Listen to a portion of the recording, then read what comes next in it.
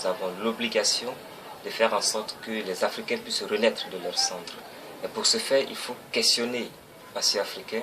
faire ressortir toute cette culture africaine endogène qui pendant longtemps a été oubliée. Et c'est pour cela justement que depuis un moment, je me suis lancé dans une série de conférences afin justement de ramener les Africains sur le chemin de la conscience historique, afin de nous permettre de pouvoir nous accrocher à quelque chose de fort pour bâtir les pyramides de demain. Et c'est dans ce sens-là justement que nous avons initié cette conférence donc à l'université de Cocody et de Ouagadougou et un peu partout dans certains endroits pour tenter d'apporter les informations que les jeunes n'ont pas souvent dans le cursus universitaire et académique normal. Il est vrai que c'est un travail fastidieux qui nécessite assez de moyens, mais nous pensons que le combat pour l'Afrique, c'est un combat qui nous demande de mettre assez d'énergie, assez de force, assez de courage pour tenter justement de faire en sorte que l'Afrique puisse au moins, à un moment donné de son histoire, se reconnecter à cet temps glorieux qu'elle a connu. Et nous estimons également que tous les leaders, tous les panafricains, un peu partout en Afrique, doivent arriver à se coaliser, à sortir de ce panafricanisme d'enclos, afin de faire en sorte qu'on puisse partager nos expériences. C'est dommage parfois, lorsque nous avons des panafricains sur le continent africain, qui luttent pour l'Afrique et qui n'arrivent pas à s'interconnecter avec d'autres qui sont dans d'autres pays africains et européens et occidentaux, et c'est dommage à ce niveau-là. On estime également que sur le continent, il y a des initiatives jeunes qui se mènent.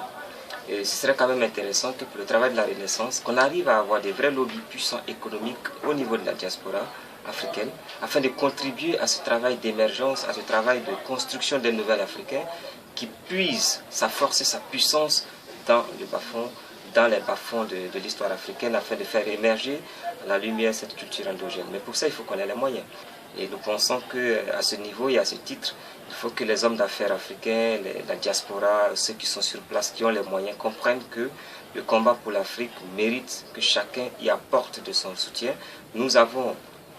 peut-être par notre cursus eu la possibilité d'avoir accès à un certain nombre de savoirs que nous voulons partager, mais à côté de cela, nous avons besoin que certains puissent nous accompagner. C'est pour dire qu'il est important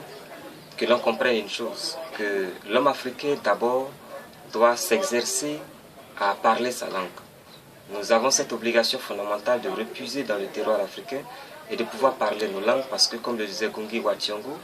c'est dans la langue qu'on conceptualise, c'est dans la langue que se trouve l'imaginaire, où se crée l'intelligence qui foisonne. Si nous n'avons plus cette possibilité d'utiliser nos langues, nous allons nous retrouver dans une situation où nous allons être mêlés à un environnement qui n'est pas notre. Et il est très important à ce niveau.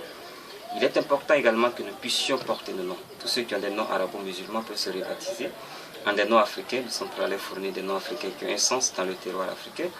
afin justement de sentir qu'il y a une forme de renaissance nouvelle qui est en train de se mettre en place, et qu'à travers les noms que nous portons, c'est une histoire que nous portons, c'est le passé de nos ancêtres que nous portons sur nos épaules, et en même temps c'est une mission que nous devons accomplir pour l'Afrique et pour nous-mêmes, parce que les noms africains ont toujours été donnés à l'Africain pour accomplir une mission, et ça a toujours eu un sens. Et nous estimons que c'est important à ce niveau. L'élément féminin, comme l'a dit Diop, doit être également intégré dans le processus de libération du continent africain, parce que la femme a toujours joué ce rôle de stabilisation de la société africaine. Et c'est dommage que nous confondions aujourd'hui la femme africaine à celle arabo-musulmane ou judéo-chrétienne, et que nous en arrivons à détester ou à refuser une place de choix à nos femmes, à nos mères, à nos sœurs, alors qu'elles ont toujours occupé ces espaces-là. Donc voilà un peu les trois piliers sur lesquels nous basons actuellement pour tenter de porter le message de la libération du continent à travers une déconstruction d'un ensemble de points de vue néfastes qui pendant longtemps ont anesthésié la conscience africaine et nous a empêchés d'aller loin conquérir donc notre liberté notamment.